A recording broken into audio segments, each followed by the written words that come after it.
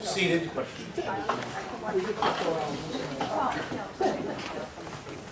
Okay, I want to welcome all the guests and our Zoom people on Zoom, so working I guess, and of course all the members. My name's Jim Hammond. I'm the president of Squirrel Hill Historical Society, and our program is being recorded.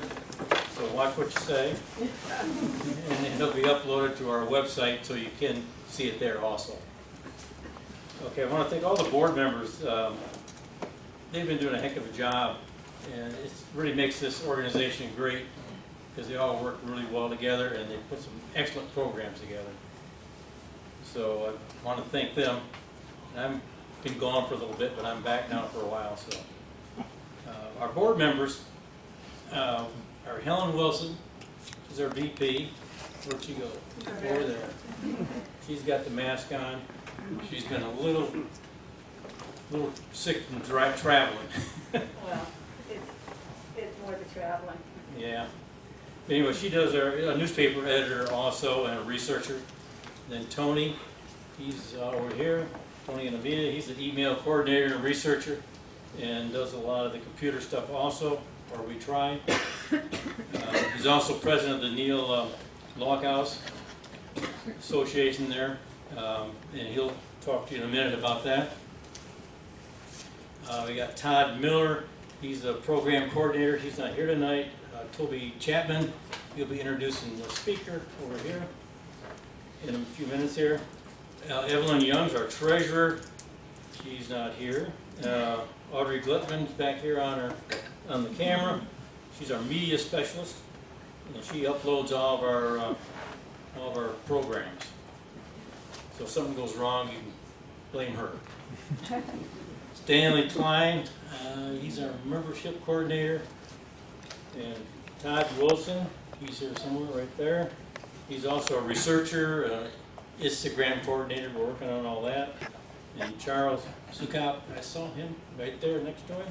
He's also a researcher, and he works for the city what do you call that? Something? Yeah. City Archives. Archives, yes. And you got him under control now down there? He had a lot of stuff buried in that place, eh? And on the back table we have handouts and cookies and candy, so we're in good shape. And let's see. Oh, I went by the Irish Center, and there's a nice sign hanging up there that Phipps is taking that over, and that ought to really be nice. Yeah. I hope they have a trailhead there and everything else, because boy, they can do a nice job. A lot better than what was going to happen. Okay, the other thing I noticed, I come back and I put tape around my trees. I don't know if you guys seen those lantern flies. I must be thousands of little buggers crawling up the trees. So if you don't see them, boy, oh, I got a lot of them. They're up in Somerset at Frick Park, and there's a lot of people putting tape on the trees. The city, I just didn't like that, but you sure catch a lot of them.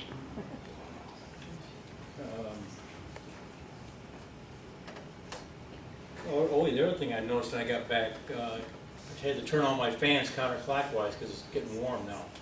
So if you have ceiling fans, they go counterclockwise during the summer. That's the hardware part of me. I used to have a hardware store. So. Okay, we're going to have Tony's going to come up and give a brief on Neil Lockhouse, and then we'll follow by Toby. And I got one other one, Tony. Sorry. Helen wanted me to you can stay here, but just take a second. The Doors Open Pittsburgh. She wanted me to mention that. Our board member over here, a historic bridge expert, Todd Wilson, and Justin, is that Greenwald? How do you Greenwald? And they're going to have a 90-minute boat cruise where they go up the rivers, Hares Island. You learn all about the Allegheny River and all the secrets it has. And that's going to be on June 5th 15th, June 15th, 1 to 3 p.m. And that's quite a trip. I've been on those boats, but they're really nice. And also, there's a behind-the-scenes tour of downtown. That is June 22nd, 23rd, and that's 10 to 4. And you can get tickets and all that if you go to doorsopenpgh.org. Okay, Tony, here you go. It's going to be very brief because I'm multitasking.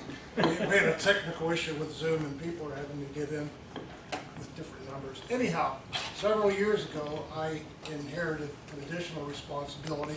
The Squirrel Hill Historical Society, many of you know, collaborated with the Squirrel Hill Urban Coalition to form the Friends of Mill Log House. And if you've been tracking the progress we've had in Shenley Park with the reconstruction, it's been very dramatic. It's been extremely gratifying to work with the board we have.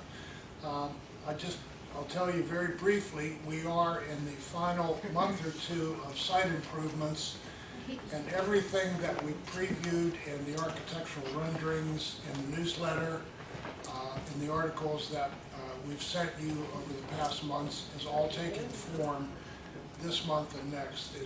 It's very, very, it's just remarkable. The city's in the process of putting new steps from Circuit Road right up to the log house. It's actually a city trail. It's classified as city trail, but we recently signed a revised lease agreement with the city, expanded the area of land that we need coming right down to the road, so we'll no longer be looking at the log house through a cyclone fence. It'll be a beautiful aluminum wrought iron style 8-foot fence that'll come from the road all the way up to and around the log house. Landscaping and grading has taken place. We had a nice grant. There was a lot of cleanup by City Forestry, and Tree Pittsburgh came in and did a number of plantings a couple weeks ago. So if you have an opportunity, drive by and just watch what's happening, read the newsletter, follow the announcements that we have. There is a link from our website to the Mill Log House. We plan to have ribbon cutting really by August, so please stay tuned and join us for the festivities. Thank you.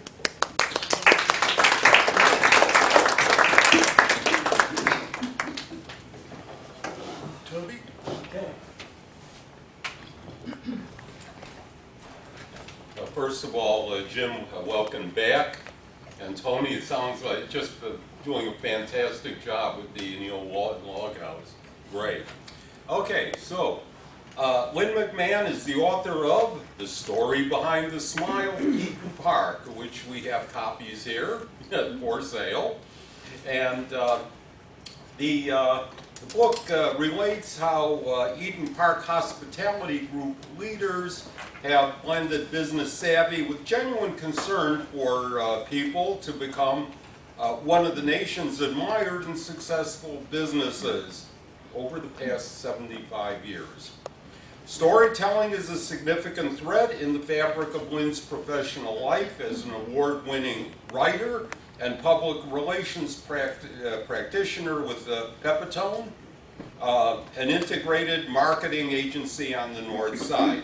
Like most Pittsburghers, Lynn's life with relationship with Eaton Park has spanned the various stages of her life, from big boy balloons in her childhood to strawberry milkshakes and onion rings after football games in her teenage years, to business breakfasts that continue today. I'm sure she'll talk, we'll say, the importance of the smiley cookie in her life.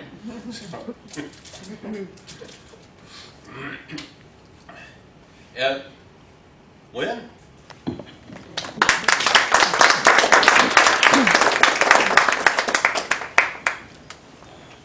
Thank you, and thank you for the invitation to be here tonight. When Todd reached out to me several months ago to extend the invitation, he offered a few dates, and I chose this one because it is the closest to Eaton Park's actual 75th anniversary, which was this past Wednesday, June 5th. I do want to mention that Eaton Park has an ABC philosophy that they embrace, so I thought I would mimic that tonight. ABC standing for always bring cookies. So there are indeed smelly cookies in the back of the room that I hope you will enjoy. My intention is to read some excerpts from the book, share some stories with you about the early days of Eaton Park. We'll talk about the Big Boy, talk about Fred Rogers, Smalley, of course, strawberry pie, business diversification, and the Broadhurst family. I just want to show you some of the key players who I'll be referencing. One is Larry Hatch. Larry is the gentleman who started Eaton Park back in 1949. Bob Moore is a name you will hear. Bob was the son-in-law of Larry Hatch, who went on to become president of the restaurant. And then the Broadhurst family. Susie and Jim Broadhurst are the owners of Eaton Park, and they have 3 sons, Jeff, Brooks, and Mark. So you will be hearing from all of them tonight. I will welcome your questions at the end of my storytelling. As I mentioned, Eaton Park is in the midst of celebrating its 75th anniversary. Owned by Susie and Jim Broadhurst since 1984. And Jim believed that the anniversary was the correct opportunity to capture the history of Eaton Park. And that's what gave birth to the story behind the smile. It is a history book, but it's not a traditional history book in that it's not a chronology or a timeline. Instead, we wanted to tell the history of Eaton Park through the eyes of people who have lived with it. We wanted them to tell their stories. And I will say that writing this book has been the biggest honor of my career, to be entrusted to tell this story. And if you're wondering why me, so am I. But I've known Jim Broadhurst for a long time, since the mid-'80s. At that time, he was chair of the board of Children's Hospital, and I was the head of the public relations department.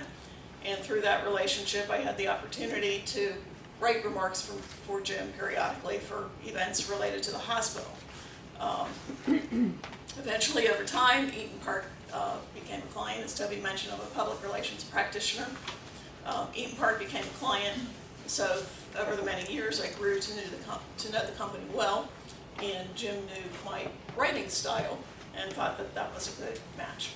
So we began working on the book in 2019, took a little break in 2020, you can probably guess why, and we resumed working on the book in 2021. Over that time, I interviewed more than 60 people who were more than happy to talk about Eaton Park. As you'll hear, there's a recurring theme with Eaton Park, and that is innovation. It started with innovation in 1949, and it continues today with innovation. You might be surprised to know that Eaton Park has its roots with Isley's. Larry Hatch worked for Isley's, and generally I think was regarded as a bit of a curmudgeon, a little bit of a troublemaker. He was assigned to oversee Isley's stores in Pittsburgh, and in doing so, he learned about a restaurant in let me hear while I chuckle a little bit. He learned about a restaurant in Cincinnati. So while he was working in Pittsburgh, Larry received a call from a friend telling him about a Cincinnati restaurant he had just discovered that had a menu item called Frisch's Big Boy. It was a drive-in restaurant operation, and according to Larry's friend, their sales were unbelievable. Larry made the trip to Cincinnati and immediately was intrigued by Frisch's drive-in restaurant concept. Like his friend, Larry also was intrigued by Big Boy. 2 hamburgers were sandwiched between 3 bun slices with shredded lettuce, cheese, pickles, and a sauce. Larry returned to Pittsburgh, thinking about that drive-in restaurant. His mind was running as fast as a Packard Clipper. He would introduce a drive-in restaurant to his adopted hometown of Pittsburgh, and he wanted that big boy. To bring his dream to life, Larry purchased property. Taking out a second mortgage on the home he shared with his wife Gladys, Larry was able to obtain the $75,000 necessary to buy a parcel on Sawmill Run Boulevard in the South Hills of Pittsburgh. On Sunday, June 5th, 1949, at 2 o'clock, Larry Hatch, with absolutely no restaurant experience, opened the first Eden Park restaurant. It was the drive-in restaurant he dreamed of, and the first in Pittsburgh, with 10 outdoor stalls, 13 indoor seats, and 10 car hops. Now, the good thing was that Larry opened the restaurant. The bad thing was he had to close it immediately. The response on the opening Sunday afternoon was so overwhelming that traffic backed onto busy Route 51 as cars waited for a parking spot. Hatch had planned for all opening day diners to receive a free ice cream sundae, but because of the backlog, he sent his servers out to the waiting cars and had them deliver the ice cream sundaes in advance. And in doing so, he really set a precedent that has been followed for 75 years. Do your best to keep customers happy. To help with the opening, Larry volunteered, had some volunteers. Many of them were named Hatch, and many of them worked at Isley's. So members of the Hatch family volunteered their time, and as did Isley workers, even though none of these people had ever worked in a restaurant, had no restaurant experience. Each night when the restaurant closed, one of the volunteers, whose name was Neff Jenkins, would take the day's money and go back to Larry and Gladys's house and tuck the money under the mattress that he was using. And then every morning he would get up and take the money to the bank. Safe to say it was a simpler time back then. So the question that's probably asked most frequently is, why Eaton Park and why not Park and Eat? So at the time, Park and Eat was a very common generic roadside sign. And Larry Hatch knew that he could never get a trademark for Park and Eat. So he simply reversed the words, and that gave birth to Eaton Park. So back to innovation. Larry Hatch saw that cars were starting to have a significant effect on our way of life.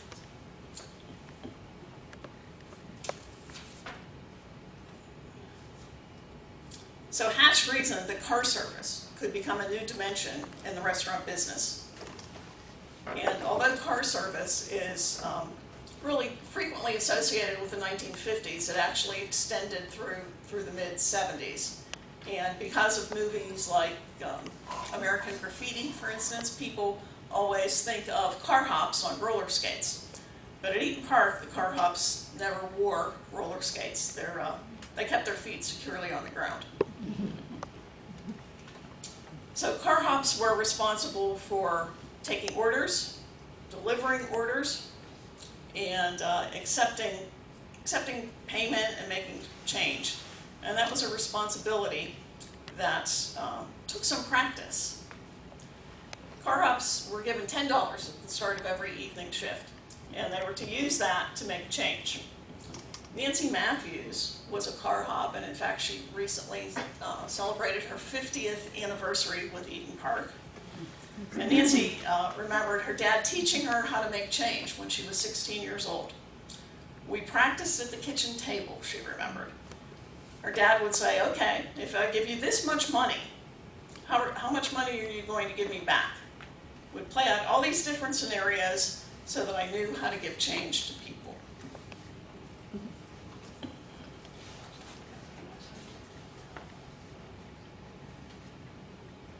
As Eaton Park continued to expand, in the early 70s, a new competitor entered the market. And it had golden arches. So crucial decisions had to be made regarding the future success of Eaton Park. Bob Moore, and if you remember, Bob Moore was the son-in-law of Larry Hatch. Bob Moore remembered saying, "I have no doubt that it was the walk-up McDonald's that spelled the end of car service. They came in with faster service because they cooked ahead. They also had a cheaper menu, which they could afford because of such a low payroll. And customers did not tip." Eaton Park had a big decision to make because the handwriting was on the wall. When Jim Broadhurst joined Eaton Park in 1973, he and Larry Hatch, knowing they had to make some decisions, identified 3 possible paths that they could take with this young restaurant. 1, they could keep it the way it was.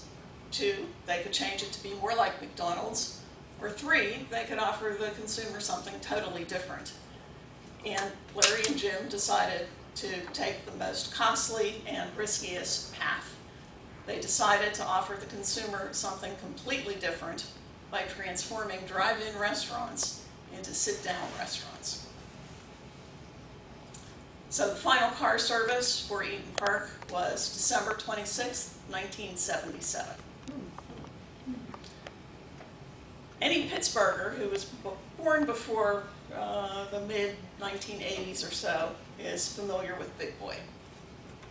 So let me tell you about Big Boy. Big Boy started in California. In the late 1930s in Glendale, California, a gentleman named Bob Wyan sold his 1933 DeSoto for $350, and he used the funds to purchase a 10-seat hamburger restaurant. He named it Bob's Pantry. Now it's important to know that when Bob Wyan was in high school, he was voted the least likely to succeed. So a friend of his entered the restaurant and asked for something different to eat. So as a joke, Bob cut a sesame seed bun into 3 horizontal slices, placed 2 hamburger patties between them, and finished the sandwich with lettuce, cheese, and his special pickle relish. The whole idea just took off, Bob said of his Big Boy creation. An equally casual event created the image long associated with that sandwich. The double-decker burger was a favorite of a young customer in Bob's Pantry, a chubby 6-year-old boy in droopy overalls. Another frequent customer, who was an animator, used a napkin as his canvas and sketched the now famous drawing that was the start of the image that became the symbol of Big Boy. So Larry worked out an arrangement with Bob Wyan because Larry really wanted to be able to use the Big Boy name in Pennsylvania.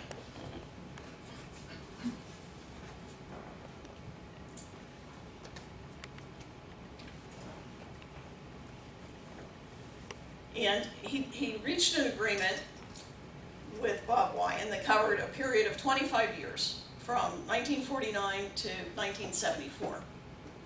And the cost for using the name, the cost to Larry Hatch, was $1 a year. And to fulfill the financial obligation, Larry Hatch would mail Bob Wyan a wrinkled $1 bill every year. When Eaton Park's arrangement, well, in 1967, Bob Wyan sold his chain of Big Bob's restaurants to Marriott.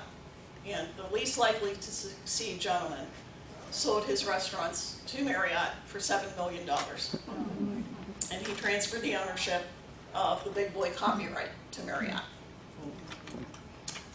When Eaton Park's Big Boy agreement ended in 1974, Jim Broadhurst was the executive vice president and treasurer of the company, and he opted to not enter into a new agreement with Marriott.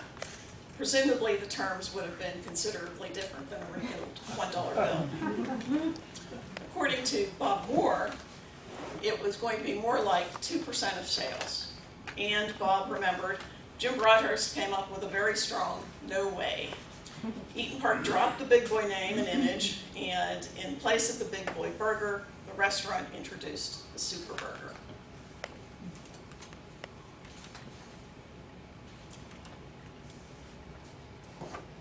In the early 1970s, let's take a look at Jim Broadhurst's involvement. In the early 1970s, Jim was a commercial lending officer with Pittsburgh National Bank, which of course is now PNC. And his portfolio included retailers, wholesalers, food companies, and restaurants. One of his partners at Pittsburgh National offered Jim his Eaton Park account. And Jim said he jumped at the chance. While I knew nothing about Eaton Park, except that my wife Susie used to hang out there with her boyfriend, I was happy to add any new clients that would help me become more knowledgeable about the restaurant industry and helping them grow. So through some research, Jim was able to determine that Larry Hatch was the individual he needed to reach out to. So he connected with Larry. They had many meetings. Larry explained his financial needs, and eventually Larry decided to work with Jim to secure funding through Pittsburgh National to renovate restaurants. It was a short time later that Larry invited Jim to join Eaton Park to manage the growing restaurant company's finances. So October 1st, 1973 was Jim's first day as an Eaton Park employee. However, Jim, being Jim, got to work before then. Without anyone knowing, Jim and Susie did some undercover work. We went out at all times of the day and evening, he remembers, to enjoy a meal at Eaton Park restaurants. So while the undercover diners made some pleasant discoveries, they also discovered things that inspired improvements. Susie Broadhurst remembers, on one of our first visits to a restaurant, we walked in and someone dropped chicken bones from their dinner under their stool at the counter, and no one had cleaned them up. We just shook our heads. There was work to be done. At a different location, Susie and Jim entered the restaurant and found a bucket and two mops blocking a section of the seating to prevent guests from entering. Jim was looking around, Susie remembers, trying to figure out what to do, when someone yelled from the back, "Oh, you can't go there, that section is closed." There were obvious changes that needed to be made right away. But the experience cemented Susie and Jim's commitment to quality dining experiences. Jim was also interested in knowing what the competition was experiencing. Brooks Broadhurst, the middle son of Susie and Jim, tells us that his first memory of Eaton Park being significant in our family is when I was in elementary school. We would drive through the parking lots of all of the competitors and count how many cars were in their lots. That's how we could tell if Elby's, Denny's, Winky's, or any of those different places were doing more business than us. By 1984, Jim was essentially running the Eaton Park business. So he approached Larry and expressed interest in buying the company. Now, Larry Hatch had 4 daughters. But in spite of that, it took him all of about 5 minutes to make his decision. Susie and Jim became the new owners of Eaton Park on November 1st, 1984. So when we think of what Eaton Park is today, it might be a little hard to imagine what it was like in 1984. But remember, it started as a car hop service, moved to being an indoor seating restaurant that basically was a coffee shop.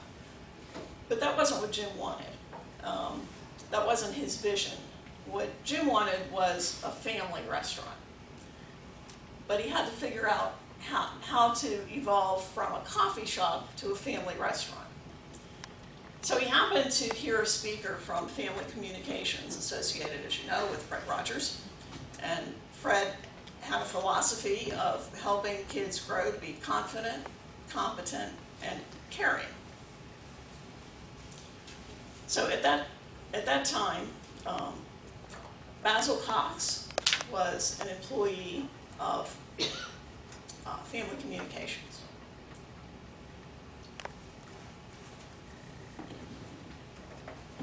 And Basil explained that in the restaurant industry, kids weren't really desired guests.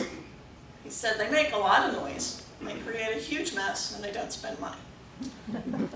So he said it's hard to see the value of kids in restaurants, but Jim was a big believer in families. He thought it was very important that Eaton Park should be welcoming to families with small children. So Jim and his team worked with Basil and Fred Rogers and Family Communications to develop Eaton Park as a family gathering space. And they used activities as a means of encouraging communication between parents and kids. They changed the configuration of the restaurants to move from tables and chairs to having more booths. They redesigned the menu to make it kid-friendly, and they trained servers on the philosophy of Mr. Rogers. At that time, the restaurant industry didn't have a category called family dining. So Jim Broadhurst and Family Communications and Fred Rogers actually created the category of family dining.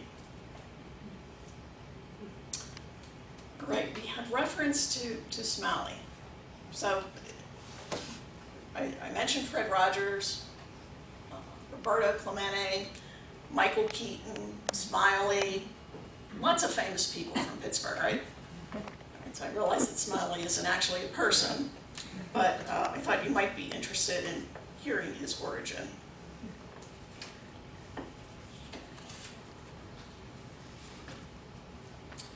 When Jim Broadhurst was growing up in Titusville, he walked to and from school every day. And on his way home, he stopped at a bakery, Warner's Bakery, and he bought a cookie, a small round sugar cookie. And against the cookie's white icing, the bakers drew a colorful smiley face. Jim shared that he bought so many cookies, his friends started calling him Cookie. That small cookie became a big idea in 1986 when Eaton Park Restaurants introduced the Smiley cookie. Jim thought the cookie he loved as a kid would make a nice treat for young guests at Eaton Park. He remembers, we sent a team member to apprentice with Warner's Bakery. They taught her exactly how to make the cookie, and with that knowledge, Eaton Park began baking Smiley cookies, and all young diners at the end of their meal were given a Smiley cookie. Since then, Smiley has taken many shapes. Hearts for Valentine's Day, Smiley shamrocks for St. Patrick's Day, Smiley bunnies at springtime, and more. And there even have been celebrity Smiley cookies, like Cam Hayward, Rick Seaback, and Brent Kiesel.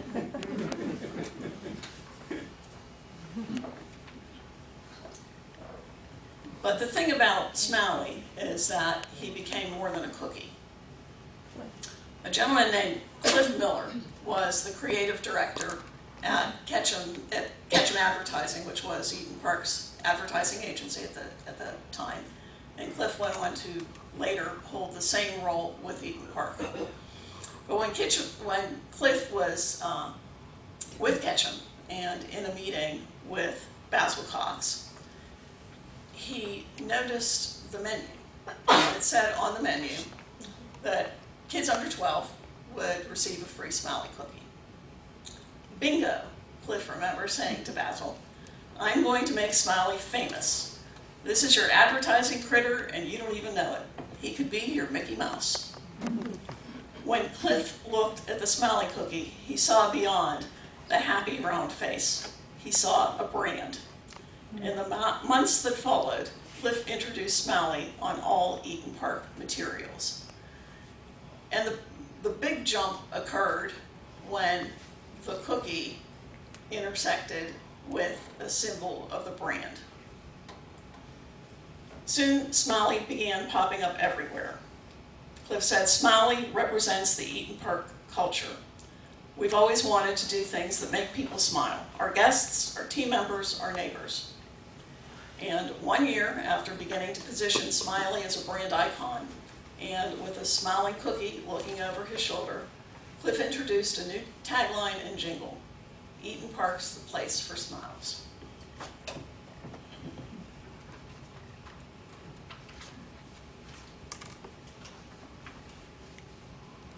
So Eaton Park is passionate about food, and Western Pennsylvania is passionate about Eaton Park food.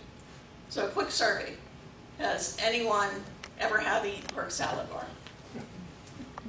It is the #1 selling item on the Eaton Park menu. How about ranch dressing? Potato soup? Super burger? Well, many Eaton Park menu items have a cult following, and one of them is strawberry pie. So let me share with you how strawberry pie came to be. And the roots of strawberry pie go back to Larry Hatch. Remember, Larry had 4 daughters, and his daughter Claire married Bob Moore. And the day after returning from their honeymoon, Bob Moore went to work at Eaton Park, and his father-in-law made him start at a low level. He was a growman. But a few years after starting, Bob Moore became a restaurant manager, and he heard about a strawberry pie that was served at Manner's Big Boy in Cleveland. So Bob and a buddy drove to Cleveland, went to Manner's to check out the strawberry pie. And Bob's verdict was that the pies were like Jell-O with strawberries. So Bob was convinced that his wife could do a better job.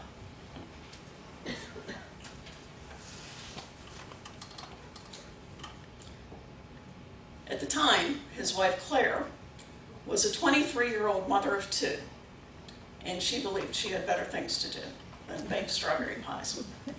In fact, her response to her husband was a sarcastic, "Oh, great."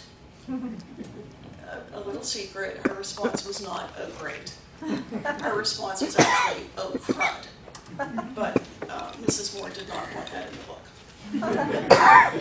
So, from her little kitchen in the Moore Scott Township home, Claire got to work. She began with a recipe from an old, worn-out cookbook and tried many variations to please the judges, who were her Scott Township neighbors. Pie after pie, their comments ranged from too sweet to too tart, too few strawberries to too many strawberries. Finally, Claire came up with a balance of flavors that pleased the palates of all of the judges. Interestingly, Claire never made another strawberry pie. She knew where to buy them.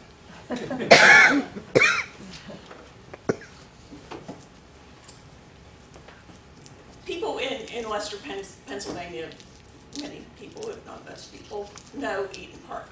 But many may not know that Eaton Park Hospitality Group also has other restaurant brands. Or if they know the brands, they may not know that they are part of Eaton Park Hospitality Group. So there's the Porch at Shenley in Oakland. There's the Porch at Siena in South Hills. There's Hello Bistros. There are multiple locations of Hello Bistros. And there's SmileyCookie.com. And there's Parkhurst Dining. So Parkhurst Dining is yet another example of innovation. In the early 1990s, the leadership of Eaton Park believed that they had a capacity to do more. And they wanted to grow beyond simply adding a restaurant or 2 every year. Competition in the family restaurant sector was intensifying, and we preferred to broaden the company's financial risk, Jim Broadhurst explained, and pursue a wider national footprint.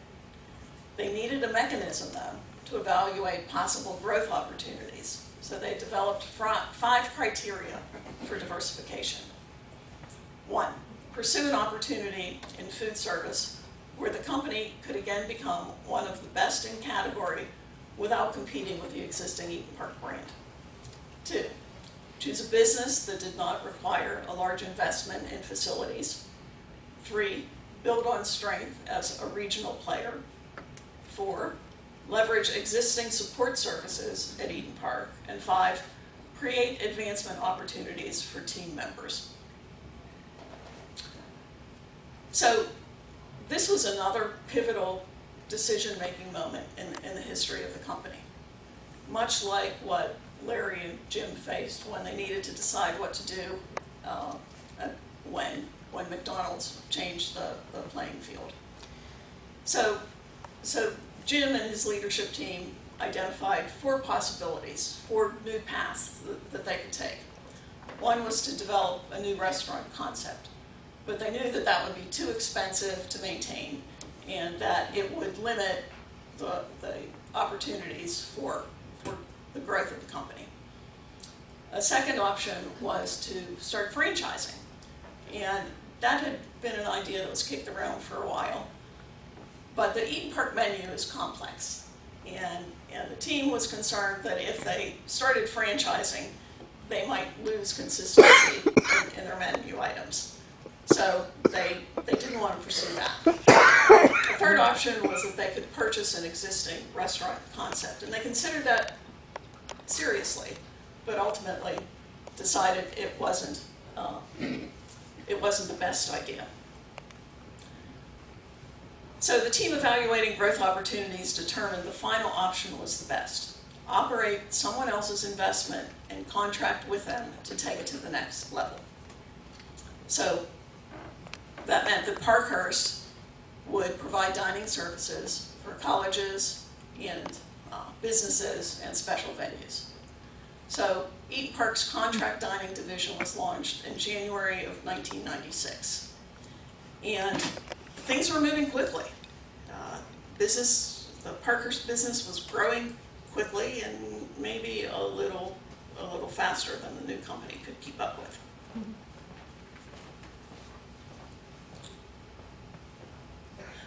Brooks Broadhurst. It was a struggle for a lot of people in the organization at first. We were Eaton Park restaurants. We had a way we did things. This is how we train people. This is how we buy things. This is how we serve things. These are the systems we use. And that completely had to get blown up because while we were still selling food, it was in a completely different way. So it quickly became clear to the leadership team that operating Parkhurst required a complete culture shift from operating Eaton Park restaurants. Nick Camedy was one of the leaders of Parkhurst, and he recalled the day that he got a phone call from the company's chief financial officers. Nick said, he called me one day and says, "I don't know what your people are doing. They're nuts. Somebody went out and bought a torch. Why would you need a torch?" And Nick told him that he needed it for creme brulee. And the CFO said, "What in the heck is creme brulee?" So it was a steep learning curve. Today's Eaton Park is both steeped in tradition and embracing innovation. And if you think about the track record for innovation, Larry recognized the future impact of cars and introduced car hop service. They pivoted from car hops to indoor dining to family dining, which, as I said, was an unheard of concept. They introduced in-store bakeries, also an unusual concept at the time. In 2010, they introduced pickup windows, which was a completely new concept for family dining restaurants. And more recently, they introduced online ordering apps and kiosks. So Eaton Park is not afraid to take chances, and they know that all of those chances won't work out. And when they do work, they're a success, and when they don't work, they're a learning opportunity. Today, Eaton Park is a tremendously stable company because it's not only family owned, but it's family operated. And Susie and Jim's 3 sons every day are working at Eden Park Hospitality Group. They are a hands-on ownership. Jeff is the chairman and CEO of the company. Brooks, their middle son, is the vice president of food systems transformation, and Mark is the president of Parkhurst. So how does a restaurant thrive for 75 years in an industry that is so competitive? Brooks explains it by saying, Dad. Dad has been able to build a company and move it from where it was to where it is today by hiring and retaining the right people, putting the right people in the right jobs, and he always allowed people to do their jobs. Mark says, the culture might have been built by the leadership team a long time ago, but it's taken on a life of its own. The culture has grown with the organization. And Jeff says, our culture centers around people, team members, guests, and the community. Our purpose is create a smile. It's simple and easy to understand and easy to remember. I mean, if we don't have people, then nothing else really matters. Thank you.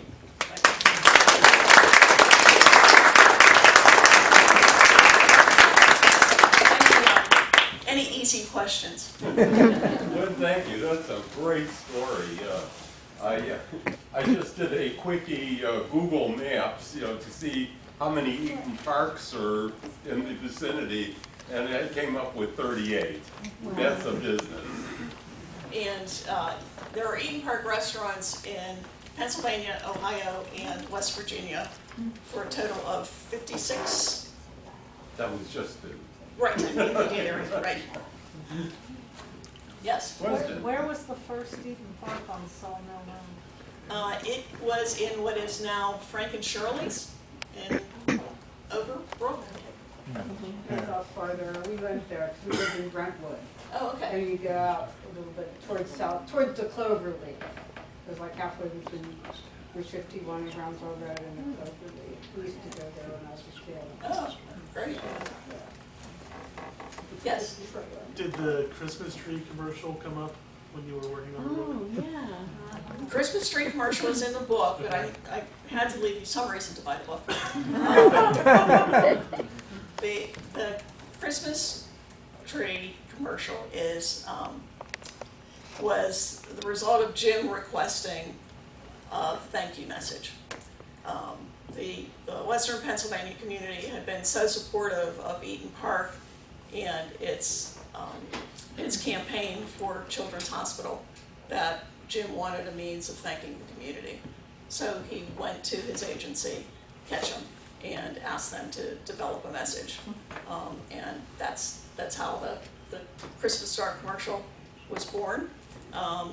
It has kind of become this region's cue that it is indeed the holiday season. And generally, the first airing is during the Macy's Thanksgiving Day parade. 1982. Yes, sir. Since Larry Hatch worked for Isley's, do you have any idea why Isley's never took up his idea? He offered it to Isley's, and Isley said no. They weren't interested. Amazing. Yes? Are the Hello Bistros a success or a drag on the economy of the group? The Hello Bistro has a great following. It's if you were not familiar with Hello Bistro, it's the Eaton Park salad bar concept. So you have an outrageous salad bar, really.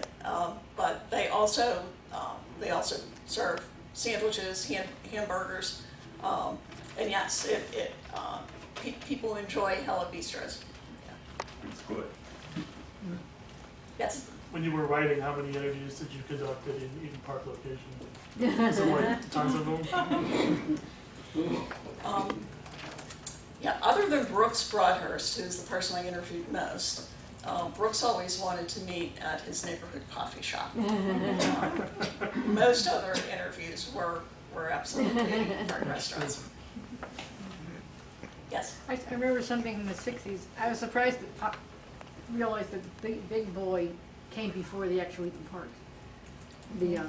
But they used to have a thing where you get a balloon, it was sort of an 8 shape, and you blew it up and it had these little cardboard feet that were like saddle. I still have it of the cardboard feet. Wow. Yeah, yeah, and you saw how twisted the knots in the balloon and the feet. It never actually stood up very well. Just a fun idea. Yeah, that's actually a very vivid part of my memories as well. Yeah. Yes. What was the concept behind the 6th and Penn restaurant, which I believe the Brothers family owned as well? That's right. Closed down. Right. So 6 Penn was Eden Park Hospitality Group's first restaurant in downtown Pittsburgh, and it was in the cultural district, and they saw it as an opportunity to elevate the menu of Eden Park restaurants. So it was almost a cross between Eden Park restaurants and Parkhurst. The restaurant was had a 12-year run, which was really considered very successful for a downtown restaurant. I will say I miss it though. I grew up in Cincinnati, so I grew up with Frisch's Big Boy. And let us say that when I was growing up in the 50s, there were a lot of places cheaper than McDonald's where you could go up to the window and get a bag of tiny little hamburgers for $1.50 or whatever. But when we really wanted to splurge, my parents would take us to the Mainliner. The Frisch's Mainliner was their eat-in restaurant. I think there were some drive-in possibilities there too, as I recall. But they also had strawberry pie. So what I really want to do now is find out the history of Frisch's. They did have a Big Boy, and they had. I was thrilled when I came to Pittsburgh and found Eaton Park had so many of my beloved menu items. Yes. Yes. You did mention the headquarters. It's the one in the waterfront, like the headquarters for all the Eaton Parks? It is. So the Corporate Support Center is located in Homestead in the waterfront. And that move occurred in the year 2000. And it was a bold move. And again, talk about innovation, talk about commitment to the community. In the year 2000, that development really hadn't taken off yet. And it was a risk because nobody really knew what was going to happen there. But Jim Broadhurst was committed to trying to reestablish that community. And so he moved the Corporate Support Center to the waterfront and built a restaurant right next to it. Where was the corporate center prior to that? It was in Robinson Township. Okay. I worked one summer as a temp there, I think, but I don't remember where it was at all. Thank you. You worked at As a temporary headquarters? employee for Eaton Park Corporate. corporate. Okay. Does it make sense that it could have been Robinson It could have Township? been, it could have been, yeah. So I know you're not a representative officially of the company.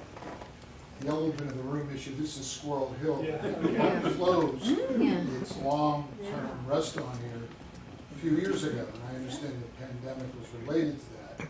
But a lot of other restaurants have bounced back since then as well. Are they thinking again of establishing some type of restaurant in the East End area? Because to my knowledge, there is not one Eaton Park left in the East End of Pittsburgh. So I looked at my watch because I thought that question might be the first question. I decided to hold back and let you have the easy ones Thank you. first. Thank you. The hospitality industry was the hardest hit industry by COVID. And while many restaurants did bounce back, the Squirrel Hill Eaton Park did not. And although I'm not employed by the company, I will tell you that I know that a decision to close a restaurant is incredibly difficult for this family and for this business. It's a decision that is not made easily, and when necessary, they really work to find other opportunities within the system where team members can relocate. I am not aware of plans for another East End restaurant, but if I find out, I'll. It just seems ironic that with all the explosion of new dining options in East End, anchored by everything from Lawrenceville to what's going on in the East Liberty area with all the area around the Bakery Square district, and the closure of the other restaurant in Edgewood Town Center, that this iconic restaurant group, this family, hasn't found one other option anywhere in the East End to put another Eaton Park. I just find that a little bit perplexing. Squirrel Hill also lost the Paneras and the Pamela's, and it doesn't make sense to me either, but it just seems. But there's other Hamiltons in the city of Pittsburgh and in the East End. You're right, but I'm just saying, And Penn. we had all those restaurants on Murray Avenue, and after the Right. pandemic, we lost them all. Squirrel Hill in itself, I can understand. I live in Squirrel Hill, and that is a big loss. But not to have one anywhere with walking or driving distance, I don't understand the logic of such an innovative company as that. Maybe you could pass the word on. Thank Thank you. Yes, Are they a private or a public company? they're a private company. Yes. I'm probably leaping into another one of those zones of not quite your area, but I'm going to ask it anyway. Do you have a feel for what new innovative kind of things might be coming down the pike? I do not. I know that right now there is construction. The Bridgeville restaurant was recently taken down, and there's a new one being built there. There are renovations taking place at many of the others, but particular innovations I am not privy to. One innovation, however, is the marriage of Eaton Park and Millie's Ice Cream. So as part of the 75th anniversary celebration, Millie's and Eaton Park have collaborated, and Millie's introduced four ice cream flavors that will be available for the rest of June at Millie's locations as well as at most Giant Eagle locations. 4 flavors: strawberry pie, smelly cookies and cream, pistachio fluff, Cinnamon buns. and sticky buns. My favorite. Well, Lynn, thank you very much. It's a great